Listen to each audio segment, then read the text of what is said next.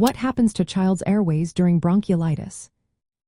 Imagine tiny airways in a child's lungs called bronchioles. During bronchiolitis, these small tubes get infected by a virus, most often the respiratory syncytial virus. The infection causes the walls of these bronchioles to swell and become inflamed. This swelling makes the airways narrower, which means less space for air to pass through. At the same time, the body produces extra mucus to fight the infection. This mucus fills up the already narrowed bronchioles, making it even harder for air to flow. Because of this blockage, air gets trapped in the lungs, causing them to become overinflated.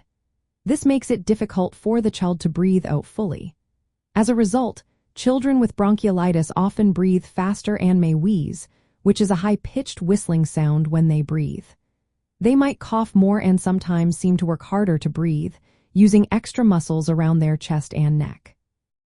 The small airways, called bronchioles, are the last stop before air reaches the tiny air sacs in the lungs called alveoli. These alveoli are where oxygen enters the blood and carbon dioxide leaves. When the bronchioles are blocked, less oxygen gets into the blood, which can cause low oxygen levels. This is why children with bronchiolitis may look pale or bluish around their lips and fingertips.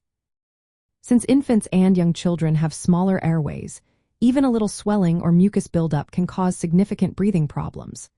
That is why bronchiolitis can be more serious in very young children. The inflammation and mucus buildup in the bronchioles cause the airway narrowing and obstruction that make breathing difficult and lead to symptoms like wheezing, coughing, rapid breathing, and sometimes low oxygen levels. In summary, during bronchiolitis, the small airways in a child's lungs become swollen and filled with mucus.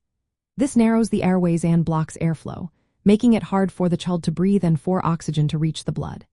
If you notice your child having trouble breathing, wheezing, or a bluish tint to their lips or face, it is important to seek medical care promptly. Always consult healthcare professionals for proper diagnosis and treatment, as each child's experience can vary.